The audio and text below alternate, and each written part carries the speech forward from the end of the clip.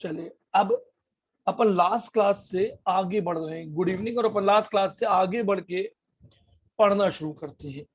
तो जब हम लास्ट क्लास में पढ़ रहे थे तो वहां हमने दो लॉस पढ़े। एक हमने पढ़ा राउल्स लॉ। ध्यान से देखना, रटना कुछ भी नहीं है। Raoult's law, P dash A is directly proportional to X।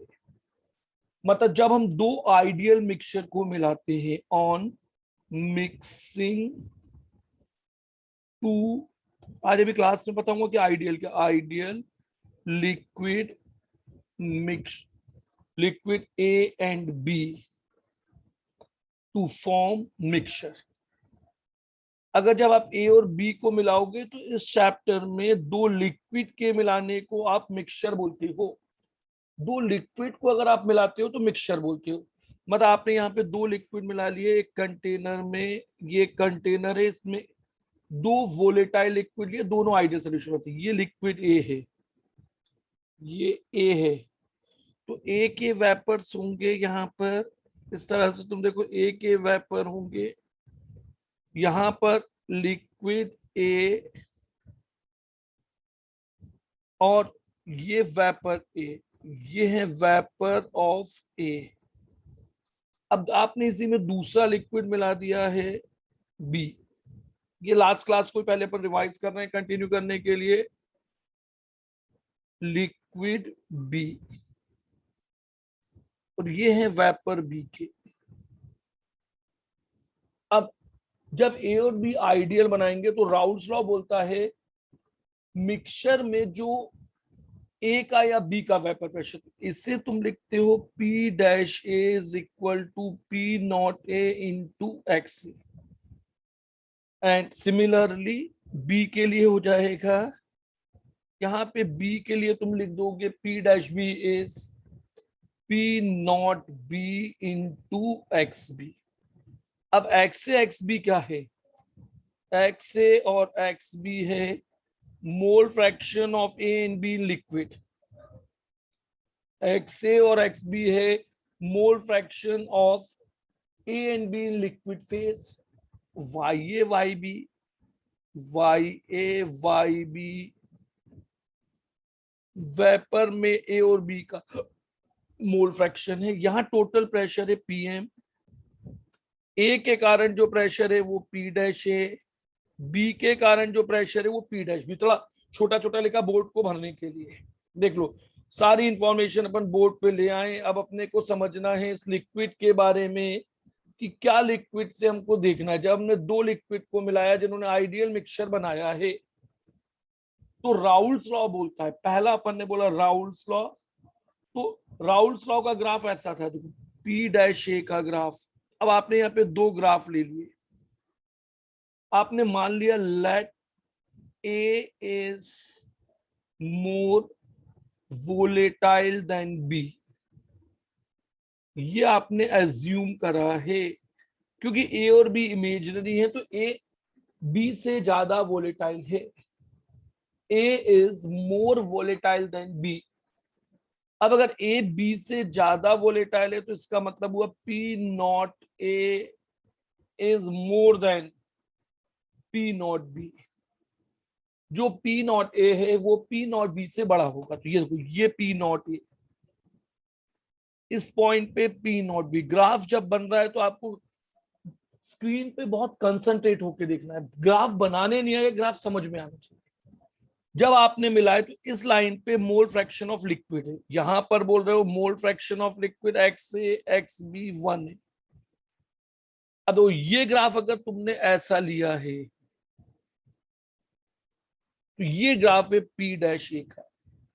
ये किस चीज का ग्राफ है, पी डैश ए का। और ये जो ग्राफ तुम ले रहे हो ये पी डैश बी का ग्राफ है। तो P dash A is directly proportional to X A. मतलब इस पॉइंट पर एक्स बी 1 है, यहां पर एक्स ए 1 है, तो एक्स बी इधर पे 0 था, इधर पर एक्स ए 0 था। मतलब जब प्योर लिक्विड थे तो वो वर्टिकल लाइन पे दो वर्टिकल लाइन ली, तो तुमने यहाँ पे दो वाई एक्सिस ली और एक एक्स एक्सिस लिया। नॉर्मली तुम एक एक्स और एक वाई एक्सिस, इधर पे तुम्हारे प्रेशर, इस तरफ तुमने प्रेशर को नापा, इधर पे तुमने प्रेशर को नापा, बीच वाली जो लाइन है उसमें मोल फ्रैक्शन और वेपर के बीच, मोल फ्रैक्शन और प्रेशर के बीच में ग्राफ बनाया। अब दूसरा जो तुम्हारा इक्वेशन आता है, जो दूसरा इक्वेशन तुम्हारे पास आता है वो है तुम्हारा डाल्टन लॉ। अब दूसरा जो है वो है तुम्हारा डाल्टन लॉ। तो डाल्टन लॉ बोलता है P M is P dash A plus P dash B. Dalton law तुमको बोलता है कि P M is P dash, मतलब बड़ा छोटा छोटा लिखा है तो इसलिए स्क्रीन पे पूरा ध्यान देके लिखना है। छोटा इसलिए लिखा क्योंकि मैं पूरी लास्ट क्लास को एक ही जगह पे लाना चाहता हूँ, इसलिए तुम्हें ग्राफ ग्राफ समझने में दिक्कत ना हो। P dash A is equal to P dash B P M. तो यहां से तुम राउल्स लॉ और डाल्टन लॉ के कॉम्बिनेशन में क्या लिख सकते हो, Raoult's law plus Dalton law, तुम दोनों को जोड़ के लिख सकते हो। P M is equal to P not A X A plus P not B X B. अब जब तुम राउल्स लॉ और डाल्टन लॉ को जोड़ देते हो तो तुमने स्टेटमेंट यहां लिखा, तो यहां पे जब राउल्स लॉ और डाल्टन लॉ दोनों लॉ को तुमने जोड़ दिया है तो तुम्हारा रिजल्ट बन गया। क्यों, तुमने यहाँ पे P A not P dash A, तो तुमने यहाँ पे पी डैश ए की जगह लिख दिया P not A X A plus P not B. तो ये जो लाइन तुम यहां से यहां डालोगे, देखो अब यहां से यहां तक जो तुमने लाइन डाली है ये कहलाएगी तुम्हारा पी है। ये लाइन तुमको क्या देने वाली है, total pressure over liquid vapour. This line will give you total pressure over liquid mixture. ये पीएम, ये जो पीएम है ये तुमने किससे निकाला है, तो ये पीएम होता है तुम्हारा P dash A plus P dash B. Raoult's law और डाल्टन लॉ को जोड़ देने पे, राउल्स लॉ और डाल्टन लॉ को जोड़ देने पे तुम्हारा ये रिजल्ट बन जाता है। अब तुम यहां पर एक और चीज लिख सकते हो, यहां पे राउल डाल्टन का एक और स्टेटमेंट जो अपने लास्ट क्लास में लगाए थे, P dash A is P M into Y A. ये भी तुम्हारा डाल्टन लॉ। देखो ये डाल्टन लॉ, ये डाल्टन लॉ जो कंपोजिशन के साथ है, तो तुम्हारे डाल्टन की लॉ, और यहां पे तुमने पी डैश बी के लिए भी ऐसी रिजल्ट लिख दिया, पी डैश बी के लिए भी तुम ऐसे ही एक रिजल्ट लिख रहे हो, P dash B is P M into Y B. अब वाई बी जो है, वाई बी जो है, they are the mole fraction of A and B in vapour phase. What is Y A and Y B, mole fraction of this. अब जब तुम Raoult's law और Dalton law को जोड़ के, अब देखो अब तुम राउल्स लॉ और डाल्टन लॉ को जोड़ो, एक बार फिर से राउल्स लॉ और डाल्टन लॉ को जोड़ रहे हो, Raoult's law plus Dalton law, एक बार फिर इस रिजल्ट को जोड़ो, तो अब तुमने लिखा P dash A is equal to P not A into X A. अब तुम पी डैश ए की जगह ये वैल्यू रख दो, और जब तुमने इसको जोड़ के लिखा तो यहां तुमने लिखा P M Y A is equal to P not A X A. तो इससे एक्स ए की वैल्यू तुमको मिल गई। ध्यान से देखो, एक्स ए क्या है, mole fraction of A and B liquid, सब मैथ्स ही मैथ्स को लिख रहे हैं अपन। एक्स ए की वैल्यू आ गई है तुम्हारी P M Y A upon P not A. तो देखो दिस इज, तुमने दो बार राउल्स और डाल्टन लॉ को जोड़ा, एक बार तुमने इस इक्वेशन से जोड़ा, एक बार तुमने इस इक्वेशन से जोड़ा, दोनों इक्वेशन से तुमने जब राउल्स और डाल्टन लॉ को जोड़ दिया, अब यहीं पे तुम लिख सकते हो, यहां पर तुम लिख सकते हो X B P M Y B upon P not B. यहां पर तुम एक्स ए और एक्स बी को अब मोल वेपर के मोल्स में लिख रहे हो। क्यों लिख रहे हो, देखो तुम्हें ग्राफ बनाना है, तुमको ग्राफ समझना है कि किस तरह के ग्राफ या कैलकुलेशन तुम्हारे पास आएंगे। तो तुमने यहाँ पे एक्स ए, अब तुम्हारे पास मालूम है एट एनी टाइम कभी भी तुम्हारे पास क्या होना है, कभी भी तुम्हारे पास होगा X A plus X B is equal to 1। ये भी अपन ने पढ़ा था, sum of mole fraction, sum of mole fraction of all the component will be sum of mole fraction of all the component, sum of mole fraction will be equal to 1। Yes sir.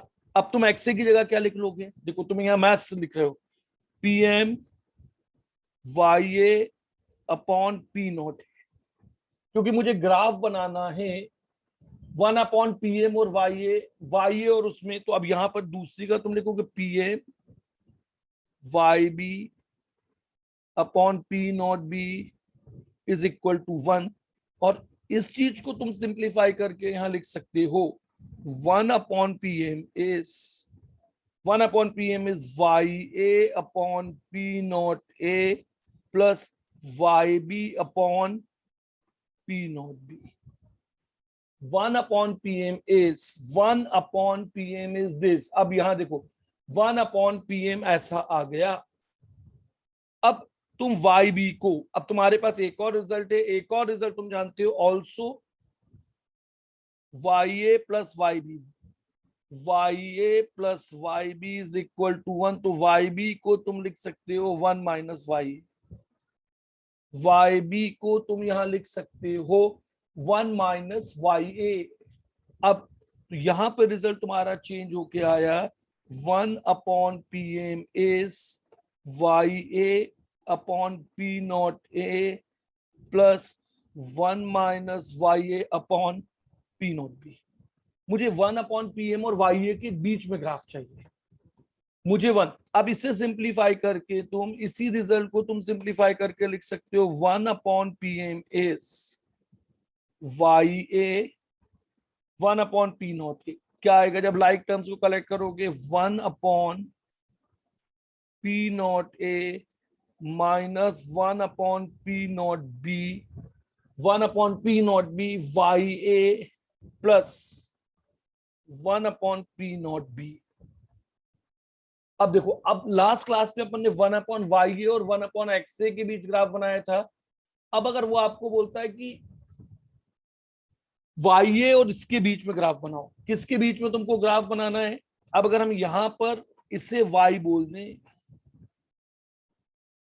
इसे Y, तो 1 upon P M को तुमने Y बोला, ये हो गया तुम्हारा M X, 1 upon P not B हो गया C, 1 upon P not B हो गया तुम्हारा सी। देखो 1 अपॉन पी एम और इसके बीच का ग्राफ, तो अब ये ग्राफ ऐसा आएगा। तुमने ये भी माना है कि P not A P not B से बड़ा है, ये अपन ने एज्यूम किया था कि A is more volatile than B. अब तुम्हारा जब ग्राफ यहां पर तुम बनाओगे, किसके बीच में ग्राफ बना रहे हो तुम? अब देखो, अगर ये बड़ा था तो डेफिनेटली ये यहां पर तुमने लिया 1 upon P not a, 1 upon P not B, यहां पर वाई ए 1, यहां पर वाई बी 1, इस पूरी लाइन पे वेपर, तो वेपर के मोल फ्रैक्शन और 1 अपॉन पी नॉट ए और इसके बीच में, तो ये ग्राफ ऐसा आएगा। ये जो ग्राफ है ये ऐसा होगा। कांस्टेंट टेम्परेचर पे ये ग्राफ ऐसा होगा, 1 upon P not a 1 upon P not be. पर अगर यहीं पे तुम पी नॉट ए और पी नॉट बी ले लोगे, अब देखो तुमने यहां पर पी नॉट ए और पी नॉट बी ले लिया, तो ये आया पी नॉट ए, ये आ गया पी नॉट बी, क्योंकि तुमने माना है P not A P not B से बड़ा है। तुमने यहाँ पे क्या माना है? P not A P not B से बड़ा है। यहां पर तुम ले रहे हो वाई ए, यहाँ पे तुम ले रहे हो वाई बी 1, मतलब इस एक्सिस पे तुमने लिया है मोल फ्रैक्शन ऑफ वेपर। तो अब ये जो ग्राफ है तुम्हारा, ये कुछ ऐसे फॉर्म में आता है। तुमको यहां समझना है, जब तुम इस ग्राफ को प्लॉट करते हो कंपोजिशन ऑफ लिक्विड में, तो ये ग्राफ तुम्हारा कुछ इस फॉर्म में आ जाता है। जब तुम इसे कंपोजिशन ऑफ लिक्विड में लेते हो तो तुम्हारा ग्राफ कुछ इस फॉर्म में कन्वर्ट होके आता है। तो अब देखो ये कुछ ग्राफ थे, तुम सबसे पहले यहाँ पे ग्राफ समझ लो। जब तुमने ए और बी को लिया, तुम्हें ये क्वेश्चन भी बन सकता है, जब तुमने ए और बी को लिया उनका आइडियल मिक्सचर बनाया, जब तुमने ए और बी का एक आइडियल लिक्विड बनाया, मिक्सचर बनाया, तो ये ग्राफ था, सिर्फ ये ग्राफ था राउल्स लॉ से। ये ग्राफ किससे था? राउल्स लॉ से। पीएम तुमने निकाला राउल्स और डाल्टन को जोड़ के। अब वाई वाई बी क्या है? तो वाई वाई बी है जो कंपोजिशन ऑफ लिक्विड है। अब तुमको यहाँ पे समझना है, एक क्वेश्चन में अगर अपन यहाँ लेके चले हो, तुमको यहाँ पे एक चीज को देखना है, अरे तुम्हें अगर यहाँ पे देखना कि कैसे एक्सटर्नल प्रेशर के बदलने से, कैसे एक्सटर्नल प्रेशर के बदलने से लिक्विड का वेपर प्रेशर या लिक्विड की फिजिकल स्टेट बदलती है। अब अगर तुमने यहाँ पे प्योर लिक्विड लिया, प्योर लिक्विड से ए, अब अगर तुमने किसी सिस्टम में एक प्योर लिक्विड लिया है ए, अब देखो अगर लिक्विड और वेपर साथ साथ है, सबसे पहले तुमको यहाँ पे समझना है कि यहाँ लिक्विड और वेपर साथ साथ है। एक कंटेनर में तुमने बंद करके सिर्फ प्योर लिक्विड को लिया है, और मैंने बोला इसका टेम्परेचर अभी 373 केल्विन है। यहाँ पे प्योर लिक्विड लिया है, टेम्परेचर 373 केल्विन है, यहाँ प्रेशर 1 एटमॉस्फेयर है, यहाँ पर भी प्रेशर 1 एटमॉस्फेयर है। तो अब तुम यहाँ पर देखो क्या बोल रहे हो, लिक्विड, प्योर लिक्विड है और 1 एटमॉस्फेयर है, तो ये बॉइलिंग पॉइंट हो गया, ये लिक्विड का बॉइलिंग पॉइंट हो गया, ये लिक्विड का बॉइलिंग पॉइंट हो गया। तो जब P एक्सटर्नल, ये बाहर का प्रेशर है, ये जो प्रेशर है ये बाहर का है, ऊपर वाला जो तुमने लिखा है ये बाहर का प्रेशर है जिससे तुमने 1 एटमॉस्फेयर लिखा है। तो जब तुम्हारा P एक्सटर्नल वेपर प्रेशर के बराबर था, मतलब P0 के बराबर था, तो लिक्विड और गैस दोनों साथ साथ थे। इस कंटेनर में लिक्विड और वेपर दोनों साथ साथ थे। जब बाहर का प्रेशर अंदर, जब प्योर लिक्विड है तो जब बाहर का प्रेशर अंदर के प्रेशर के बराबर था, तो सिर्फ दोनों साथ साथ थे। अब अगर तुम P एक्सटर्नल को कम कर दो, अब अगर तुमने यहाँ पे P एक्सटर्नल को कम कर दिया P0 से, तुमने इसे क्या कर दिया, say it changes to, it reduce to 0.9। अब अगर तुमने बाहर का प्रेशर 1 एटमॉस्फेयर से कुछ कम कर दिया, टेम्परेचर को कांस्टेंट रखा, तुमने टेम्परेचर को कांस्टेंट 100 डिग्री रखा और बाहर का प्रेशर कुछ कम कर दिया, अब जैसे ही P एक्सटर्नल कम हुआ, धीरे धीरे all liquid will be converted, all liquid vaporises. अब पूरा का जो पूरा लिक्विड है वो वेपर में कन्वर्ट हो जाएगा, पूरा का पूरा लिक्विड वेपर में। और तीसरी पॉसिबिलिटी हो सकती है प्योर लिक्विड के केस में कि P एक्सटर्नल P0 से ज्यादा हो, तो ऊपर जो वेपर बने थे, all vapour converted into liquid, all vapour converted into liquid, सारे के सारे वेपर जो हैं वो लिक्विड में बदल जाएंगे। तो अब यहां से हमने एक चीज देखी, अगर हमारे पास सिर्फ एक ही लिक्विड है, सिर्फ पानी है, प्योर वाटर है, अगर प्योर वाटर है तो above vapour pressure, for pure liquid above vapour pressure, अगर अबव वेपर प्रेशर का मतलब वेपर प्रेशर से ज्यादा प्रेशर तुम लगा दो। मान लिया अभी कमरे में एक लिक्विड रखा है जिसपे कोई प्रेशर है, above vapour pressure, only liquid exist and no vapour. अगर कोई लिक्विड पे उसके वेपर प्रेशर से ज्यादा प्रेशर को तुम लगा देते हो, तो धीरे धीरे जितने वेपर्स बने हैं वो पूरे के पूरे किस में बदल जाते हैं, लिक्विड में। या तुम उस पे लगने वाले प्रेशर को कम कर दो, तो धीरे धीरे पूरा का पूरा लिक्विड वेपोराइज होके वेपर में बदल जाएगा। धीरे धीरे पूरा का पूरा लिक्विड वेपर में बदल जाएगा। तो एक पॉइंट तुमने देखा कि जब तुम्हारे पास प्योर लिक्विड ए था, जब तुम्हारे पास प्योर लिक्विड ए था, तो सिर्फ प्रेशर, दो तरीके से तुम लिक्विड से वेपर बना सकते हो। लिक्विड से वेपर बनाने के दो तरीके हैं, या तो तुम उसका टेम्परेचर बदलो या तुम उसका प्रेशर बदलो।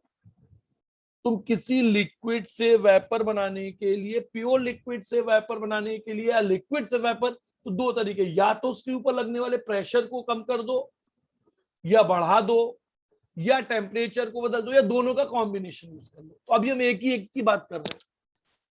अगर तुम्हारे पास एक लिक्विड है और उस लगने वाले लिक्विड के ऊपर, उस लगने वाले लिक्विड के ऊपर तुम प्रेशर को कम कर देते हो, तो धीरे धीरे पूरा का पूरा लिक्विड वेपर में बदल जाता है।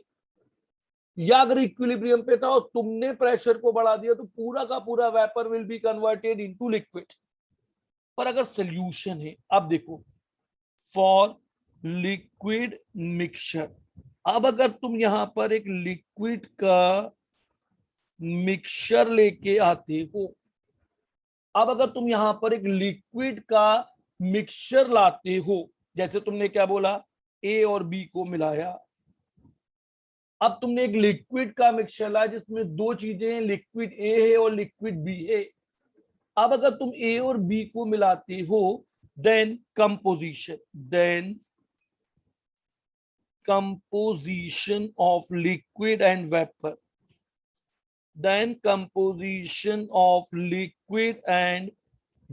अब अगर तुम्हारे पास यहाँ पे लिक्विड और वेपर का कंपोजिशन है, चेंजेस ऑन वेपोराइजेशन,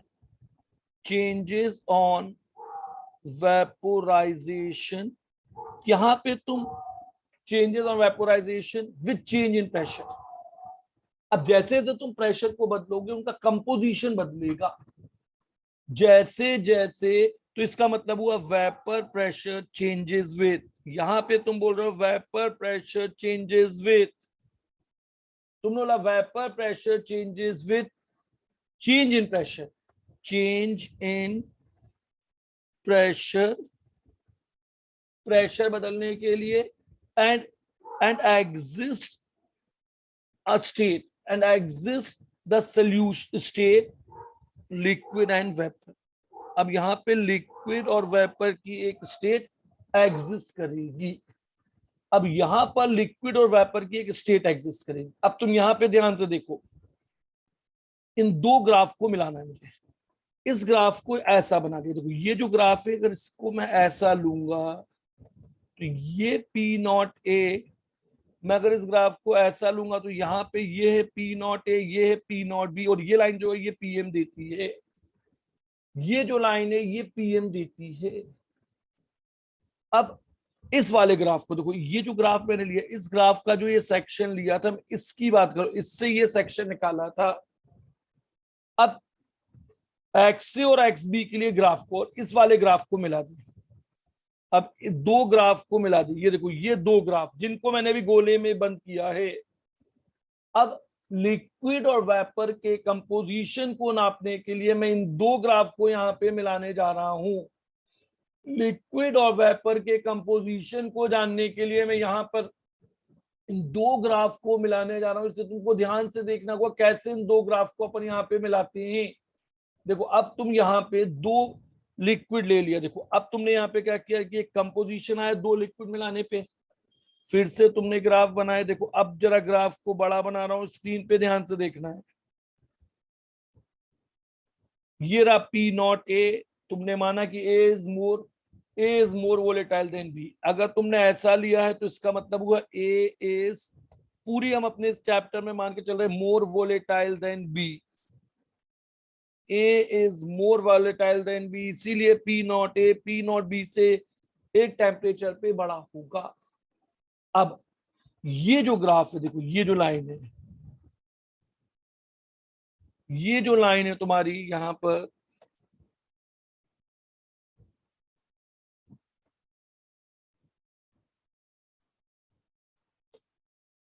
ये लाइन तुम्हारी पी नॉट बी है। अब देखो यहां के ऊपर ये और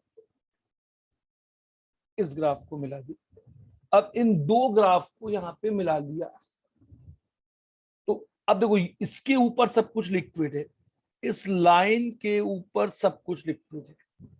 तो लिक्विड के केस में क्या होता है, अगर अकेला ए था तो एक प्रेशर था जिसपे लिक्विड और वेपर साथ साथ थे। उससे ज्यादा प्रेशर बनाओगे तो सिर्फ लिक्विड होगा, उससे कम प्रेशर करोगे तो सिर्फ वेपर होगा। और एक पर्टिकुलर प्रेशर पे लिक्विड और वेपर साथ साथ मिलेंगे। प्योर लिक्विड में ऐसा हो रहा था, पर जब एक मिक्सचर को तुम ले रहे थे तो एक रेंज थी। जब तुम एक मिक्सचर को ले रहे थे तो एक रेंज थी जिसमें ये हमें साथ साथ, इसके नीचे सब कुछ वेपर है भाई। देखो नीचे से ऊपर जाने पे प्रेशर बढ़ रहा है, इस रीजन के बीच में तुम्हारे पास लिक्विड और वेपर दोनों चीजें साथ साथ हैं। इस रीजन में तुम्हारे पास लिक्विड और वेपर साथ साथ है। तो अब देखो, जब तुम एक आइडियल मिक्सचर लेते हो, यहां पर तुमने नीचे मोल फ्रैक्शन लिया। देखो अब यहां पर तुमने मोल फ्रैक्शन लिया है, तो तुमने यहाँ पे दो ग्राफ बनाए। मैं इस ग्राफ को फिर से बना रहा हूं। देखो फिर से क्यों बना रहा हूं, क्योंकि एक ही ग्राफ में घिचल पिचल ना हो, एक ही ग्राफ में घिचल पिचल ना हो, इसलिए मैं इस ग्राफ को फिर से बना रहा हूं। अब इसमें लेबलिंग करता हूं मैं। ये रहा पी नॉट ए, ये रहा पी नॉट बी, इधर पर है तुम्हारा मोल फ्रैक्शन। तो ग्राफ किसके बीच में है, vapour pressure versus mole fraction, vapour pressure versus mole fraction. Vapour pressure और मोल फ्रैक्शन के बीच में हमने यहां ग्राफ बनाया। देखो ये लाइन गई तुम्हारी, ये लाइन है तुम्हारी पी एन, यहां इसके ऊपर सब कुछ लिक्विड है। तो ये जो लाइन होती है ये लिक्विड का कंपोजिशन देती है। ये लाइन किस चीज का कंपोजिशन देगी, लिक्विड कंपोजिशन। तुमको यहां पे ध्यान से देखना। देखो लाल वाली जो लाइन है, इसमें अब तुमने ग्राफ बनाया है तो तुम्हें लिक्विड और उसके प्रेशर के बीच का कंपोजिशन मिलेगा कि जब लिक्विड वेपर साथ साथ, इस डब्बे में तुमने दो लिक्विड को लेके रखा हुआ है, तुमने इस डिब्बे में दो लिक्विड को लेके रखा हुआ है, ए और बी। देखो तुमने यहाँ पे दो लिक्विड लेके रखे हैं, ए और बी। तो नीचे कितना लिक्विड है और उसका क्या मोल फ्रैक्शन है। तो ये लिक्विड कंपोजिशन लाइन को तुम बबल पॉइंट लाइन बोलते हो। इसका एक और नाम होता है, ये कहलाती है तुम्हारी बबल। नाम वाम तुमको ध्यान नहीं रखना है, पॉइंट लाइन। ये समझाऊंगा जब ये एक न्यूमेरिकल नेक्स्ट क्लास में कराऊंगा, तो इसे क्यों बबल पॉइंट लाइन बोलते हैं उससे। अब जब तुमने यहाँ पे दूसरा वाला ग्राफ को मिलाया तो ये ग्राफ कुछ ऐसा था, इसके नीचे सब कुछ वेपर है, बीच में लिक्विड और वेपर के बीच इक्विलिब्रियम है। अब देखो यहां पे ये जो नीचे वाली लाइन है ये वेपर का कंपोजिशन, नीचे वाली जो तुम्हारी लाइन है ये वेपर का कंपोजिशन, मतलब ये यहां का, ये वेपर का कंपोजिशन देती है। ऊपर वाली जो लाइन है वो लिक्विड का कंपोजिशन देती है। उसे तुम बबल पॉइंट लाइन बोलते हो और इसको तुम ड्यू पॉइंट लाइन बोलते हो। ये जो तुमने नीचे लाइन बनाई है इसे तुम ड्यू पॉइंट लाइन के नाम से जानते हो। इसके बीच में ये जो दो ग्राफ है इनके बीच में तुम्हारे लिक्विड और वेपर एक प्रेशर रेंज पर एग्जिस्ट करेंगे, एक प्रेशर रेंज पर। देखो अब यहां पर तुम बोल सकते हो, देखो अगर तुम नीचे वाली लाइन पढ़ोगे, अगर तुम काली वाली लाइन को स्टडी करते हो तो तुम्हें यहां पर देखो वाई ए मिलेगा। अगर तुमने काली लाइन को पढ़ा तो तुम्हें वाई ए यहाँ पे 1 होगा, वाई बी यहाँ पे 1 होगा, वाई ए 0 होगा, वाई बी 0 होगा। अगर तुमने लाल वाली लाइन को पढ़ा, देखो एक ही लाइन में सब कुछ है, एक्स ए 1 होगा, एक्स बी 0 होगा, इस लाइन पे वाई एक्स ए 0 होगा और एक्स बी 1 होगा।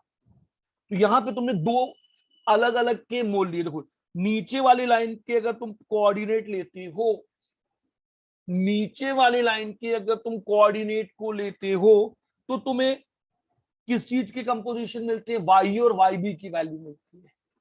अगर तुमने नीचे वाले ग्राफ में एक पॉइंट रखा तो यहां पर तुम्हें इसके मोल फ्रैक्शन मिलेंगे। देखो नीचे वाली लाइन से तुम्हें किसके मोल फ्रैक्शन मिल रहे हैं, अगर तुम नीचे वाली लाइन को टच करते हो, ये वाली लाइन, तो you will get the composition of liquid. इस जगह पे वाई और वाई बी की कुछ वैल्यू होगी, वो तुम्हें किसका कंपोजिशन देंगे, वेपर्स का।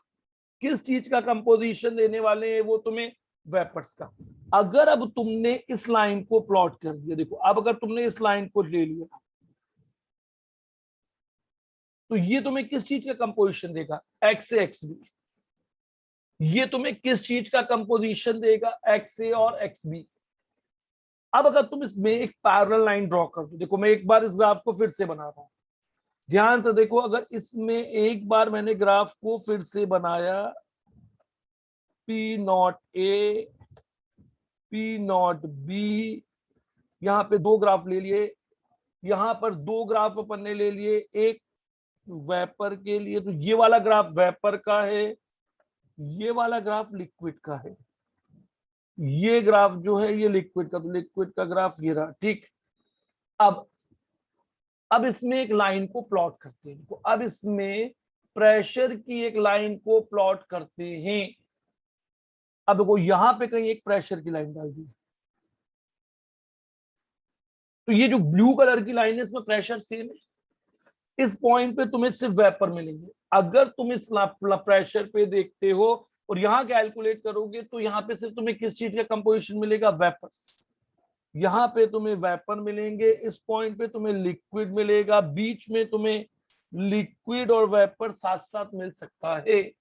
बीच में तुम्हें लिक्विड और वेपर साथ साथ मिल सकता है। यहां पे तुमको समझना है, यहां पे तुम्हें लिक्विड और वेपर साथ साथ में मिल सकती हैं। इस लाइन पे जब तुम काम करते हो तो लिक्विड और वेपर तुमको यहाँ पे क्या मिल जाएंगे, साथ साथ मिलेंगे। अब जब तुमने लिक्विड और वेपर के लिए ग्राफ को बनाया है तो इन ग्राफ से तुम्हें क्या चीज समझ में आ रही है कि कितना अमाउंट लिक्विड का है। अब यहां पर एक और रूल यूज कर सकते हैं, लीवर रूल। एक और रूल यूज करते हैं, liquid, amount of liquid, amount of liquid upon amount of vapor, the ratio of liquid is to ratio of vapors, ratio of liquid is to ratio amount of vapor। अब अगर इस graph पे तुमने यहां से यहां तक डिस्टेंस, इस पॉइंट पे तुम्हें निकालना है, तो ये है तुम्हारा L1 डिस्टेंस, यहां से यहां तक तुम चलते हो, ये L2 है, तो ये रेशियो आ जाएगा L1 upon L2।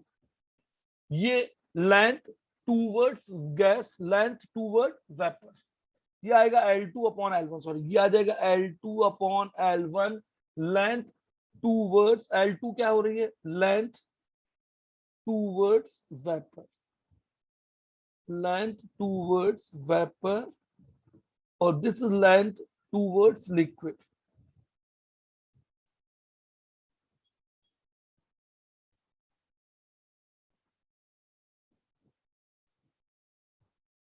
Length towards liquid. देखो यहां तुम्हारे पास दो ग्राफ आ गए, इस जगह पर तुम्हारे पास दो ग्राफ आ गए जिनमें तुम लिक्विड और वेपर के कंपोजिशन को निकालते हो। जिसमें तुम किसके कंपोजिशन को निकाल रहे हो, यहाँ पे लिक्विड और बनने वाले वेपर्स के कंपोजिशन को तुम यहाँ पे कैलकुलेट करते हो। अब तुमने वाई एक्स से सब कुछ पढ़ लिया। अब देखो तुम यहां से समझो कि क्या चीज हम यहाँ बनाने वाले हैं। तो आइडियल लिक्विड मिक्सचर तुमको यहां समझना, ideal liquid mixture can be separated into component.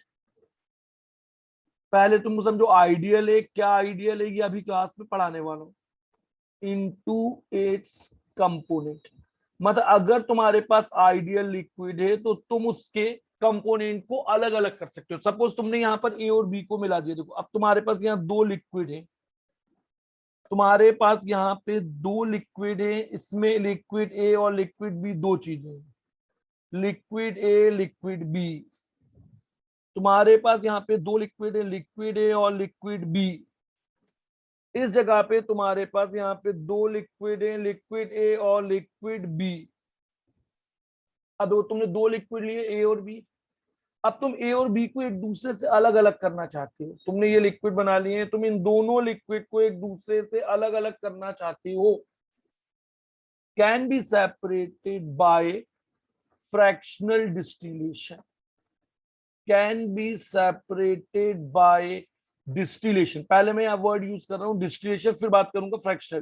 Can be separated by distillation.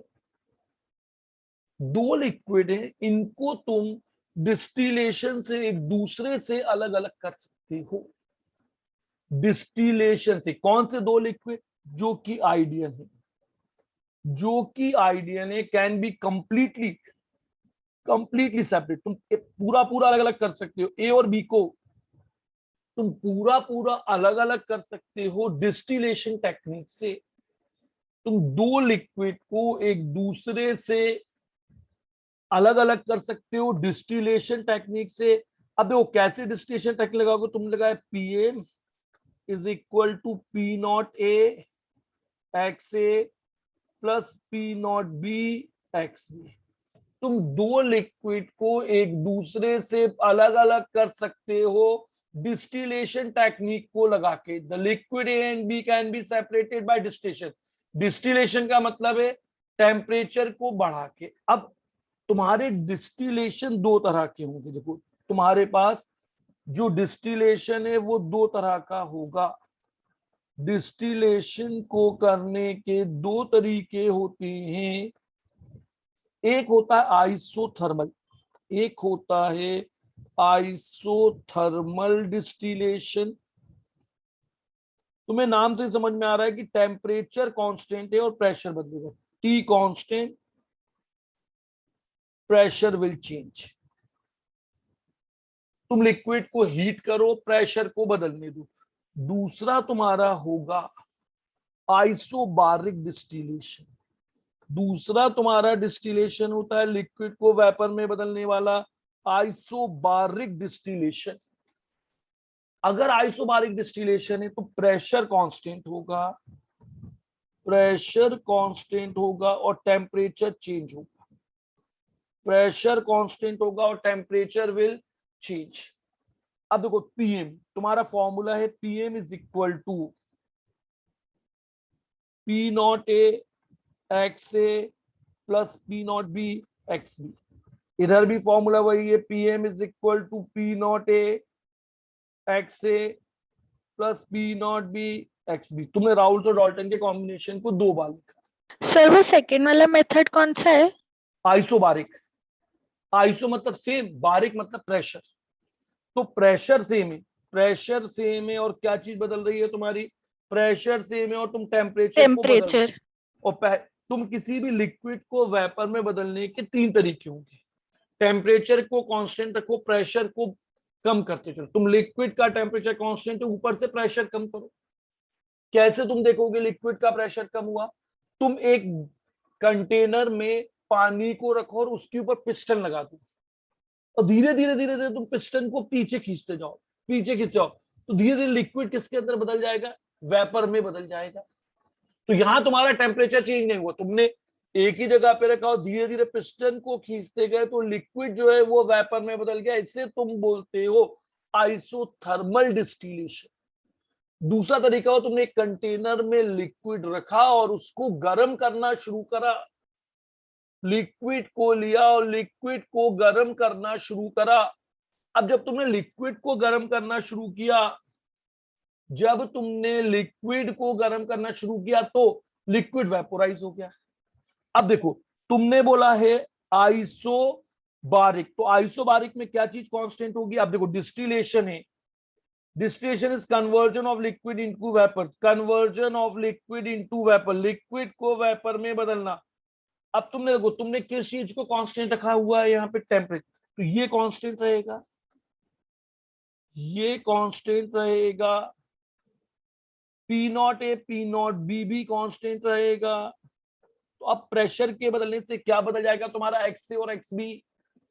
Pressure के बदलने से एक्स ए और एक्स बी। अब तुम आइसोथर्मल लेके आए तो ये कांस्टेंट है। आइसोथर्मल में आइसो देखो टेम्परेचर बदलोगे तो P not A P not be बदल जाएगा। जब तुम टेम्परेचर बदलोगे तो जब तुम टेम्परेचर, मैं तो तुम्हें पहली क्लास में बताया, जब तुम टेम्परेचर को बदलते हो तो सिर्फ क्या चीज बदल रही है तुम्हारी? देखो आइसोबारिक में तुम्हारा क्या चेंज आ रहा है? पीएम कांस्टेंट रखा तुमने, पीएम कांस्टेंट रहेगा, P not A P not be बदल रहा है। इस केस में क्या हुआ, इस केस में ये चेंज होगा, टेम्परेचर बढ़ाने से ये चेंज होगा, टेम्परेचर कौन से, और ये कांस्टेंट होंगे। पी नॉट ए और पी नॉट बी जो है ये तुम्हारे कांस्टेंट होंगे, पी नॉट ए और पी नॉट बी कांस्टेंट होंगे। देखो अब यहां पर जब तुमने बोला आइसोथर्मल तो तुम्हारा ग्राफ ऐसा था, ये ग्राफ था पी नॉट ए, ये ग्राफ था तुम्हारा पी नॉट बी,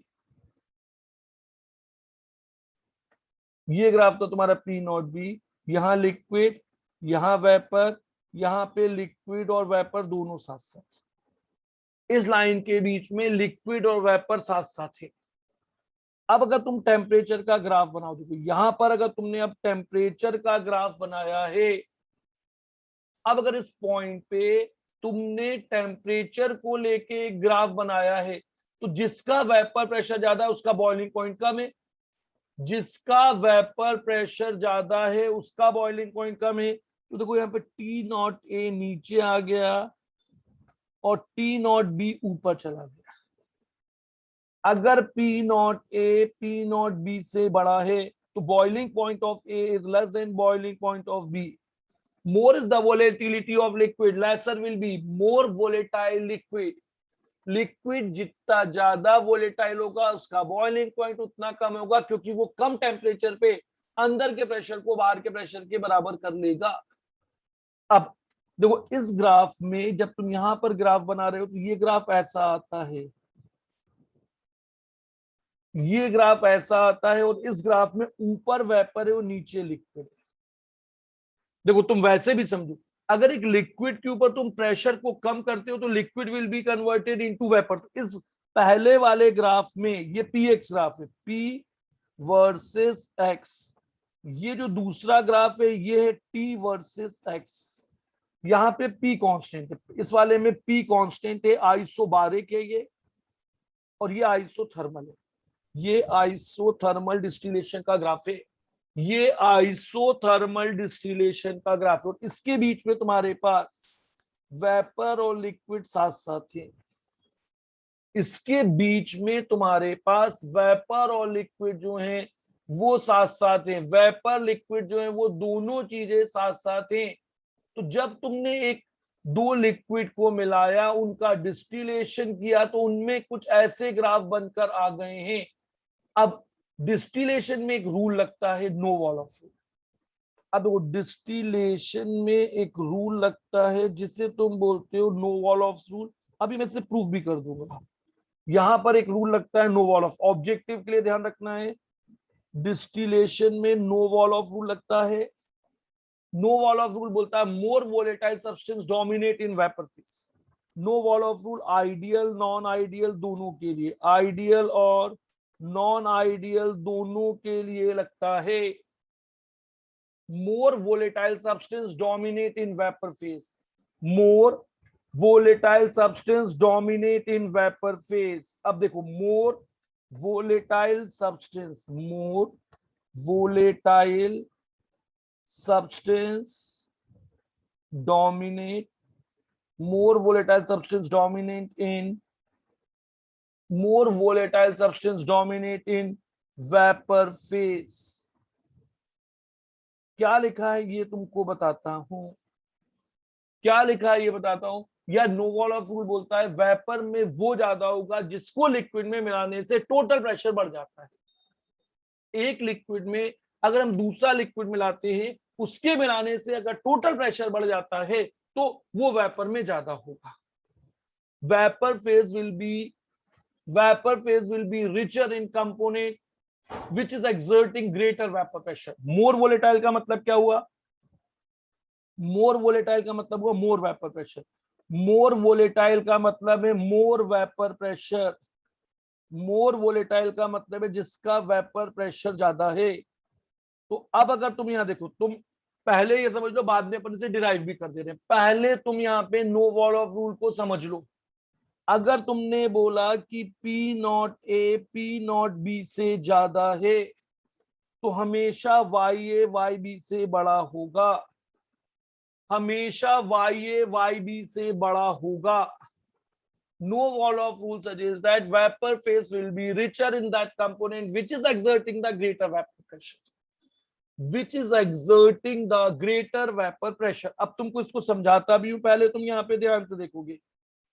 अब पहले तुम यह देख लो कैसे अपन रिपीटेड डिस्टिलेशन को करेंगे न्यूमेरिकल, या उसके लिए नो वॉल ऑफ रूल बोलता है जब तुम आइडियल मिक्सचर को या नॉन आइडियल मिक्सचर का डिस्टिलेशन करते हो तो वेपर में उसका अमाउंट या मोल फ्रैक्शन, अमाउंट मतलब मोल फ्रैक्शन, उसकी मोल ज्यादा होंगे, उसका मोल फ्रैक्शन ज्यादा होगा जिसका वेपर प्रेशर ज्यादा है।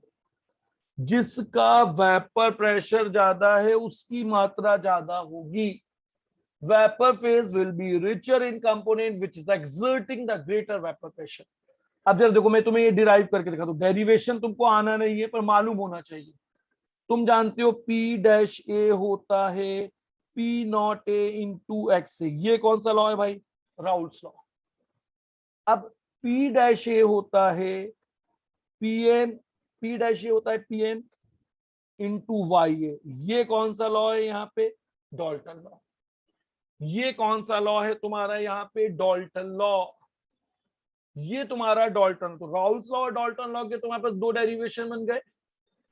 अब अगर तुम बोलो number of moles of B in vapour upon number of moles of A in vapour which is equal to YB upon YA, which is equal to YB upon YA।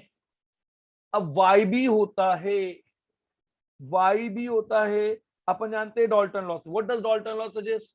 तो Dalton law बताता है कि P dash A is equal to PM into YB। P dash A is equal to PM into YB। जाने दो screen को, फिर से लिखते हैं अपन यहाँ देखो। P डैश A होता है PM इंटू YB, तो YB की जगह तुम लिख सकते हो, YB की जगह तुम लिख सकते हो P dash A upon PM, P dash A B upon PM, P dash A upon PM। ये आ गया तुम्हारा P dash B upon P dash A।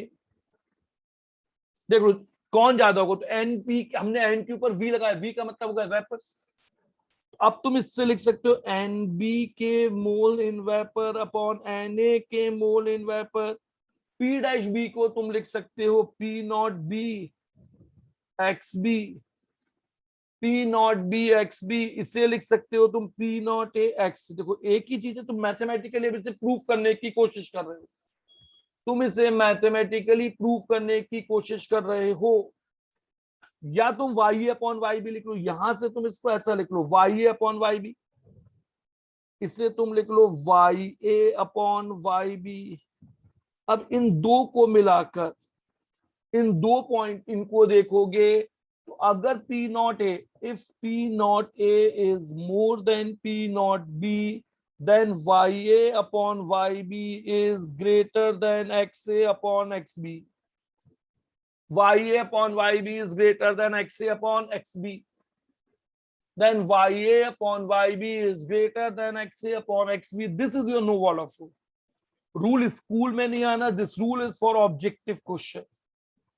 No wall of rule is basis of distillation. No wall of rule is basic of distillation। जब भी तुम दो अलग अलग liquid को डिस्टिल करते हो, वेपर में उसकी मात्रा ज्यादा होती है जिसका वेपर प्रेशर ज्यादा है।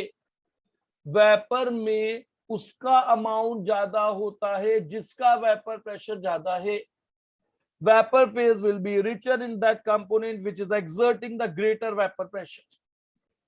अब देखो अगर तुमने यहां पर एक लिक्विड लिया, देखो अब मैं तुमको यहाँ पे डिस्टिलेशन की टेक्निक को समझाता हूँ, कैसे तुम रिपीटेड डिस्टिलेशन या तुम डिस्टिलेशन करोगे। अब तुमने एक लिक्विड लिया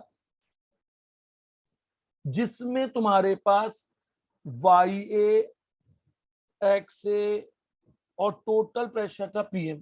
YA XA और टोटल प्रेशर कितना था तुम्हारे पास? PM। तुमने इस लिक्विड को वेपर में बदला, इन वेपर को यहां ले जाके ठंडा कर दिया, इन वेपर को दूसरी जगह पे तुमने लिक्विड में बदल दिया। अब अगर तुमने इनको लिक्विड में बदला तो यहां पर ये क्या आ गए, या तुम यहां पर ऐसे कुछ, जो ये लिक्विड था तो ये जो वाई और वाई बी है, देखो एक्स से तुम्हारा लिक्विड है, वाई ए तुम्हारा वेपर है। तुम यहां पर एक डायग्राम देखो, जब मैंने यहां पे डायग्राम लिया तो इस जगह पर लिक्विड है और ऊपर तुम्हारे वेपर है। अब तुमने इन वेपर को रिमूव किया, वेपर रिमूव्ड। अब अगर तुमने वेपर रिमूव किया तो ये कहलाएगा तुम्हारा डिस्टिलेट। ये तुम्हारा क्या कहलाएगा, डिस्टिलेट। जब तुमने एक लिक्विड को वेपोराइज किया, वेपर आए, तुमने वेपर को अलग किया, तो जो वेपर तुमको मिले वो कहलाएगा तुम्हारा डिस्टिलेट, और जो नीचे लिक्विड बच गया है वो कहलाएगा कंडेंसेट। ये जो लिक्विड बच गया है ये कहलाएगा तुम्हारा कंडेंसेट, और ये है तुम्हारा डिस्टिलेट। ये तुम्हारा नीचे जो बच गया इसको तुम रेजिड्यू बोलो, नीचे जो बच गया इसको तुम क्या बोलोगे, रेजिड्यू। आज की क्लास बिल्कुल थियोरेटिकल है, अभी एक ही ग्राफ उन्हीं के लिए समझने के लिए, तो थोड़ा ध्यान से देखना होगा। अब देखो यहां था तुम्हारा X A plus X B is equal to 1, Y A plus Y B is equal to 1। अब तुमने इस डिस्टिलेट को फिर से वेपोराइज किया, अब तुमने इस डिस्टिलेट को फिर से वेपोराइज किया और यहां पर तुमने डिस्टिलेट 2 बना लिया। यहां पर अब तुमने जो वेपर मिले उनको कंडेंसेट किया, तो ये बन गया तुम्हारा डिस्टिलेट 2। अब यहां जो बना था, ये देखो यहां जो बना था, इसको देखो तुम क्या नाम दे रहे हो, इसे तुम बोल रहे हो वाई ए डैश, और ये है तुम्हारा एक्स ए डैश। तो जो तुम्हारा एक्स ए डैश है ये तुम्हारा पुराना वाला वाई है भाई, यही तो था जो यहां से जाकर इधर पे लिक्विड में बदला, तो ये हो गया तुम्हारा एक्स ए, और एक्स बी जो है, एक्स बी डैश जो है वो है तुम्हारा वाई बी। अब तुम इस लिक्विड को फिर से वेपोराइज, फिर से उड़ाते हो, यहां तुम्हें मिलता है वाई डबल एच है और यहां मिलता है एक्स डबल डैश। तो जो तुम्हारा एक्स ए डबल डैश है वो तुम्हारा वाई ए डैश के बराबर है, क्योंकि यही तो वेपर यहां जाके लिक्विड के फॉर्म में गए थे।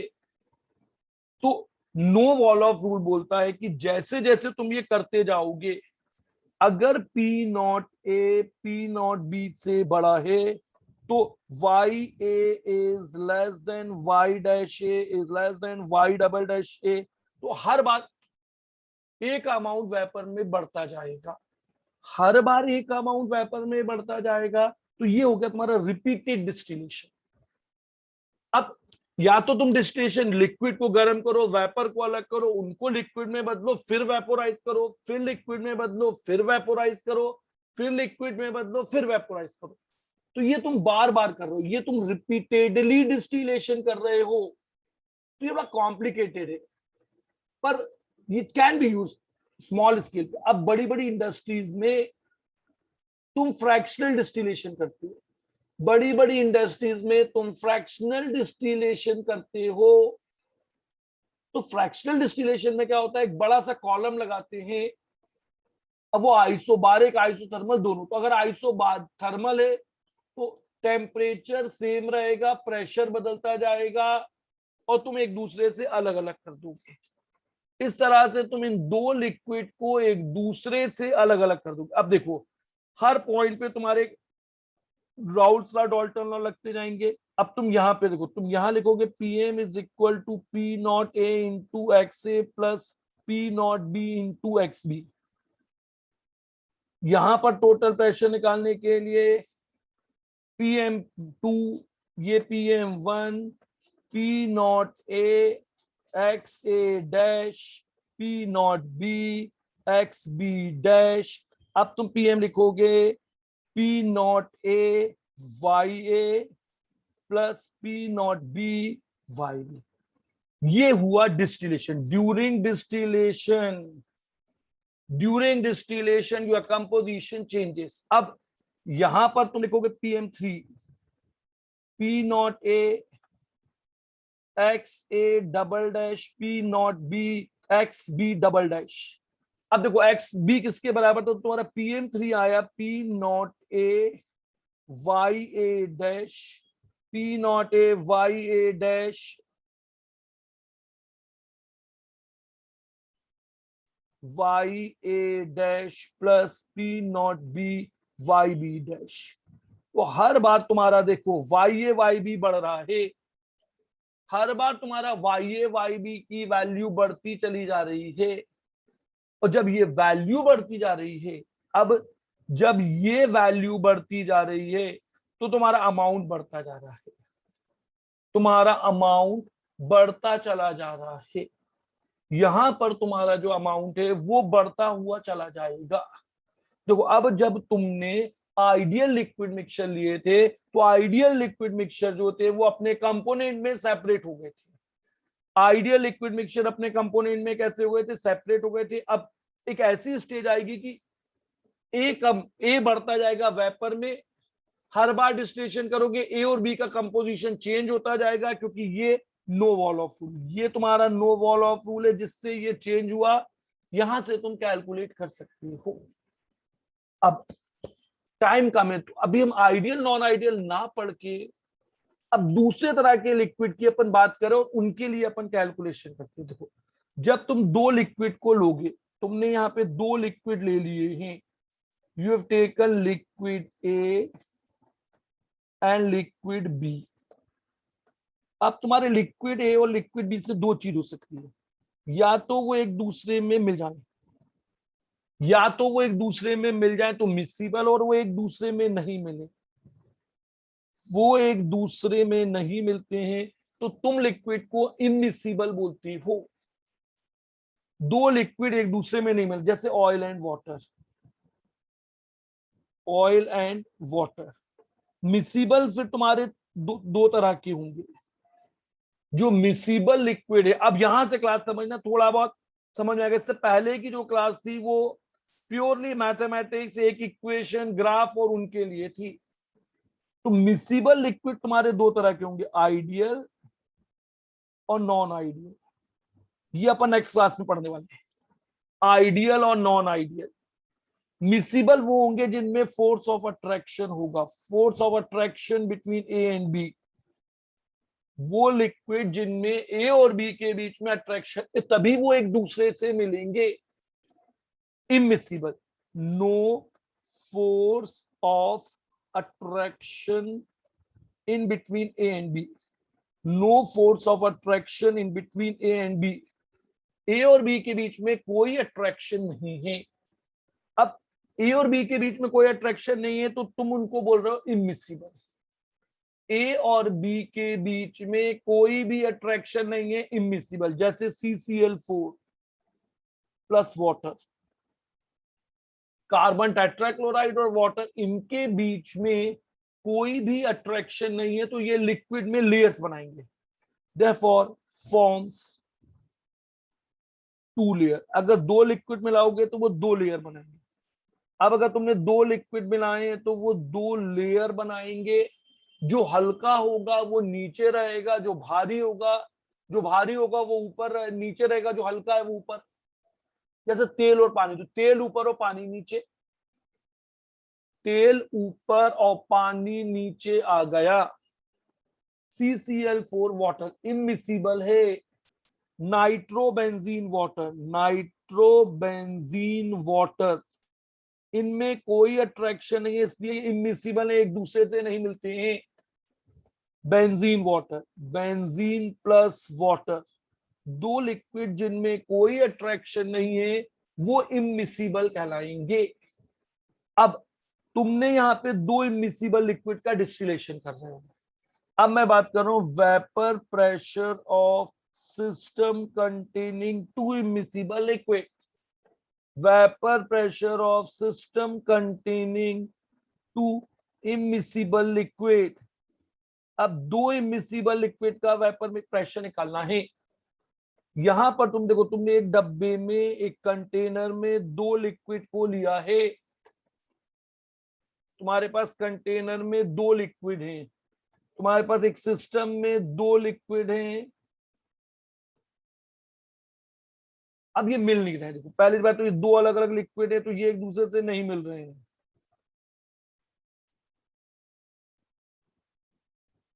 अलग अलग है। ये है तुम्हारी लेयर बी और ये है तुम्हारी लेयर ए। अब तुमने यहां पर क्या काम किया,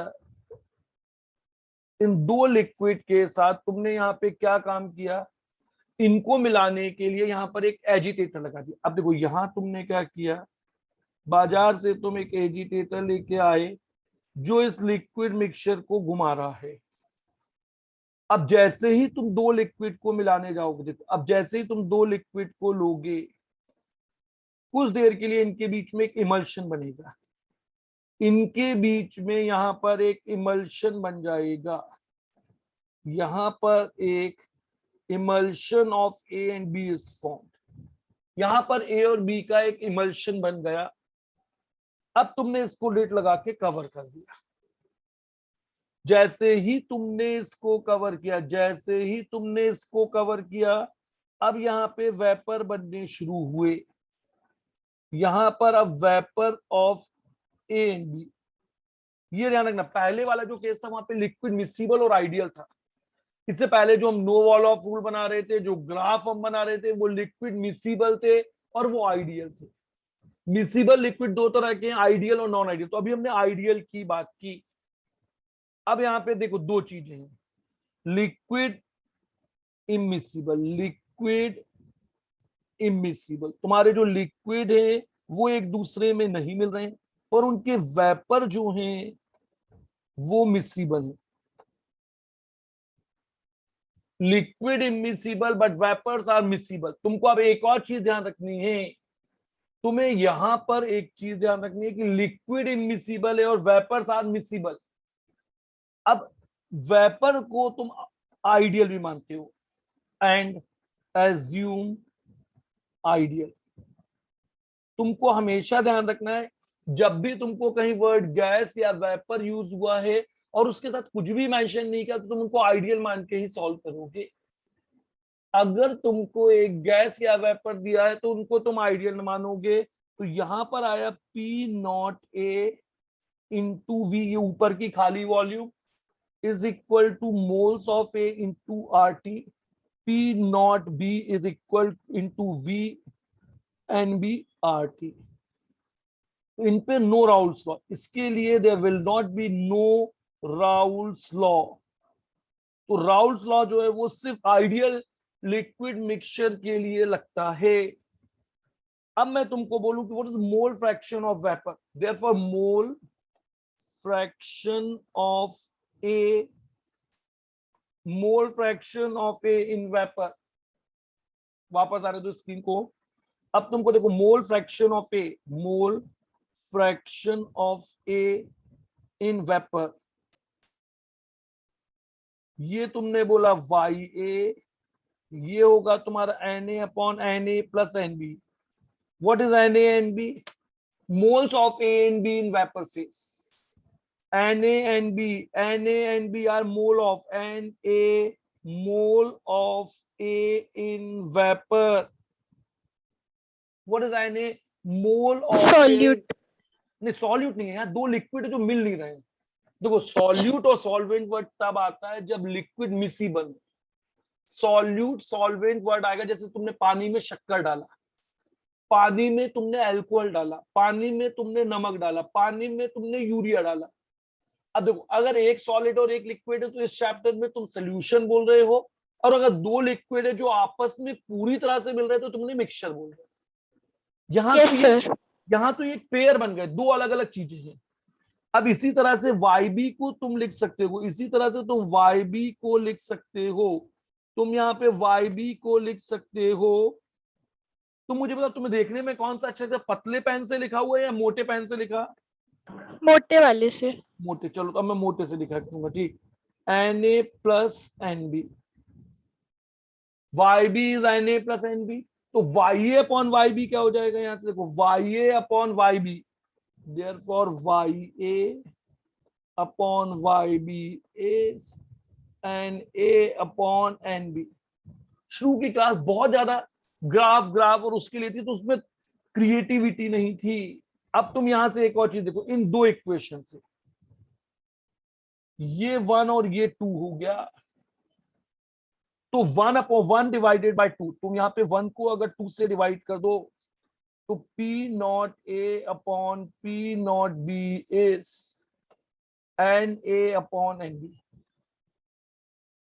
अब वहां पर क्या हो रहा था, P डैश आता था, यहाँ पे P not A upon P not B is equal to NB, और YA upon YB is equal to NA upon NB। तो ये एक इक्वेशन बना, ये एक इक्वेशन बना जिसे तुमने बोला 3, यहां पर एक इक्वेशन है जिसे तुम बोल रहे हो 4।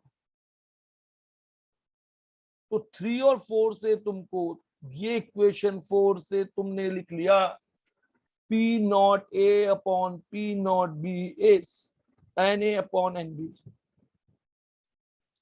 P not A upon P not B is NA upon NB, या Y P not A upon P not B is equal to NA upon NB which is equal to YA upon YB, YA upon YB, YA upon YB, ये लिख दिया third तो एक ही है, इसे तुमने लिख दिया YA अपॉन YB। अब यहां पर 3 4 करने से बेहतर इसको हटा दो, नंबरिंग को ही हटा दो। चलो अब देखो Na क्या है, Na and B moles of A and B in vapour. अब तुम इसको ऐसा लिख सकते हो, P not A upon P not B is WA upon MA WB upon MB। तो यहां पर आ गया तुम्हारा P not A upon P not B is WA upon MA into MB upon WB। What is WA and WB? अब यहाँ पे WA and WB is weight of A and B in vapor, weight of A and B in vapor। यहां पे तुमको जानना है A और B क्या है, WA और WB क्या है, A and B, weight of A and B in vapor, weight of A and B in vapor, therefore WA plus WB is weight of distillate, WA plus WB is weight of distillate, weight of distillate। अगर दो immiscible distillate, weight of distillate क्या है, WAWB weight of distillate, distillate का वजन, किसके distillate का, immiscible. अगर तुम इमिसिबल लिक्विड को उड़ाते हो, अगर तुम इमिसिबल लिक्विड के वेपर को बनाते हो तो तुम वेट ऑफ डिस्टिलेट को ऐसे निकाल सकते हो, वेट ऑफ डिस्टिलेट को तुम ऐसे निकाल सकते हो।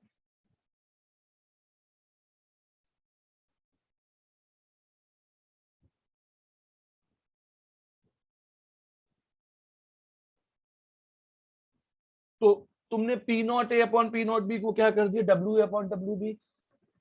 अब तुम यहां पे देखोगे, अगर तुम्हारे पास इमिसिबल है, इमिसिबल इमिसिबल लिक्विड पेयर, अगर इमिसिबल है तो तुम लिक्विड पेयर बोलोगे। अब तुम यहाँ पे कंपैरिजन देख लो, यहां पर अगर तुम कंपैरिजन देख लो इक्वेशंस को, और यहां पे तुम बोल रहे हो आइडियल आइडियल लिक्विड मिक्सचर, दोनों को थोड़ा सा कंपेयर करके देखें। इसके लिए Raoult's law is applicable. Ideal liquid में Raoult's law, no Raoult's law, no Raoult's law for immiscible. Immiscible liquid में राउल्स लॉ नहीं लगता है, आइडियल लिक्विड मिक्सचर में राउल्स लॉ लगता है। तो P dash A is equal to P not A into XA। यहां पर ऐसा नहीं लिख सकते, यहां पर तुम ऐसा नहीं लिख सकते हो, ये नहीं होगा।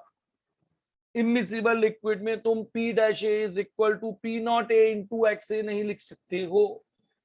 इमिसिबल लिक्विड में तुम P dash A is equal to P not A into XA नहीं लिख सकते हो। Dalton law is applicable. यहां पे डॉल्टन लॉ लगता है यहां भी Dalton law is applicable. Immiscible liquid के लिए डाल्टन लॉ इज एप्लीकेबल। यहां पर डाल्टन लॉ तुम लिखते हो P dash A is equal to P M into Y. P dash A is equal to P M into Y A, P dash B is equal to P M into Y B, and P M is equal to P dash A plus P dash B. यहां पर तुम लिखोगे P M is equal to P not, liquid नहीं मिल रहा है इसलिए तुम लिखोगे P not B. Immiscible liquid का टोटल प्रेशर होता है sum of the vapour pressure of two component. Immiscible liquid में टोटल प्रेशर होता है सम ऑफ, तो यहां पर देखो पीएम होता है P not A X A plus P not B X B. तो मिसिबल का जो टोटल प्रेशर है, मिसिबल का जो टोटल प्रेशर है वो एक्स ए और एक्स बी पे डिपेंड करेगा। Immiscible PM does not depend on composition. PM does not depends on composition of liquid. Composition तो कुछ होगा ही नहीं, कंपोजिशन तो होगा नहीं, ये तो इमिसिबल है, ये तो इमिसिबल है, तो किसी भी मात्रा में तुम ए और बी को लो, उन पे लगने वाला टोटल प्रेशर सेम होगा, जबकि यहां पे कंपोजिशन, यहां पर जो कंपोजिशन है वो एक्स ए और एक्स बी की वैल्यू पे डिपेंड करता है। अब यहां पे क्या हो गया, if P naught A is more than P not B, if P naught A is more than P not B, अगर तुमने माना P naught A is more than P not B, तो इस केस में P naught A is more than P not B. अब PM की जो value हो पी नॉट ए और पी नॉट बी से बड़ी होगी, तो यहां पर तुम देख रहे हो P not A P not B is always greater than PM, और यहां वाले में क्या होता है P not A PM P not B. तो यहां पर तुम एक चीज नहीं, पीएम की वैल्यू बढ़ जाएगी, यहां पर पीएम की वैल्यू बढ़ेगी, इस जगह पे तुम देख रहे हो कि पीएम इन दोनों से बड़ा है, PM is greater than P not A and P not B. तो total vapour pressure is always more than vapour pressure of individual, जबकि यहां पर PM lies in between vapour pressure of A and B, यहां पर PM ए और B से ज्यादा होगा। अब मैंने तुमको बताया वेपर प्रेशर ज्यादा होगा, तो ये इंपॉर्टेंट पॉइंट हुआ, therefore boiling point of immiscible is less than boiling point of A and B। ए और बी का जो बॉइलिंग पॉइंट है उनसे कम हो जाएगा। बहुत इंपॉर्टेंट, एक तो इससे न्यूमेरिकल आएगा, एक तो यहां से न्यूमेरिकल आएगा, दूसरा बॉइलिंग पॉइंट ए और बी से कम होगा।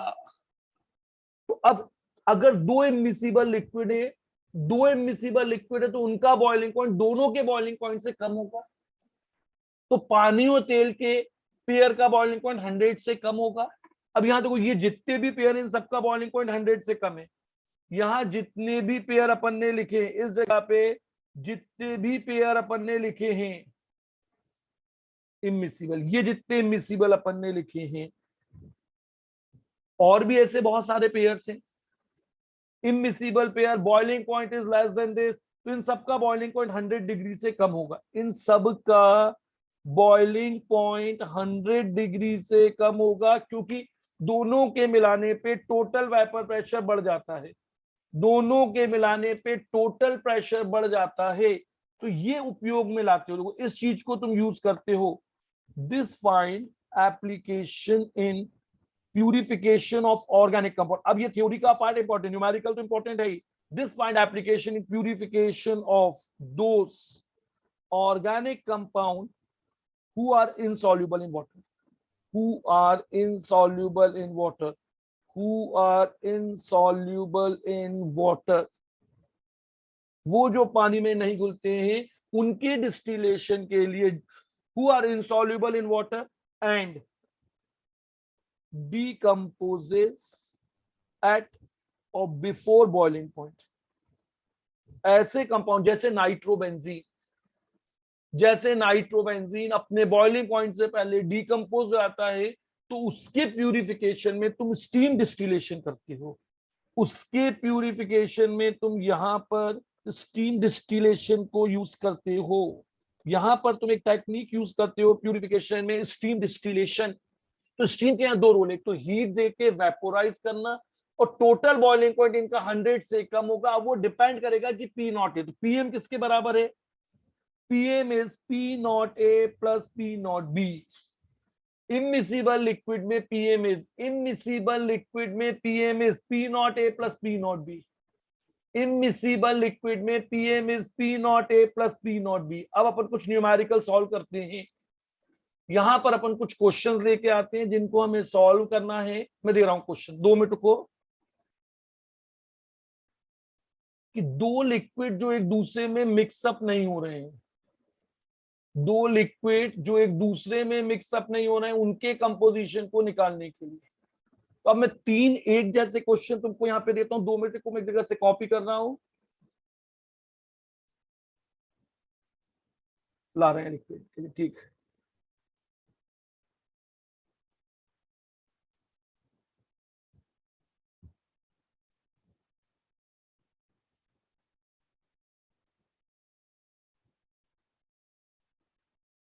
Please wait.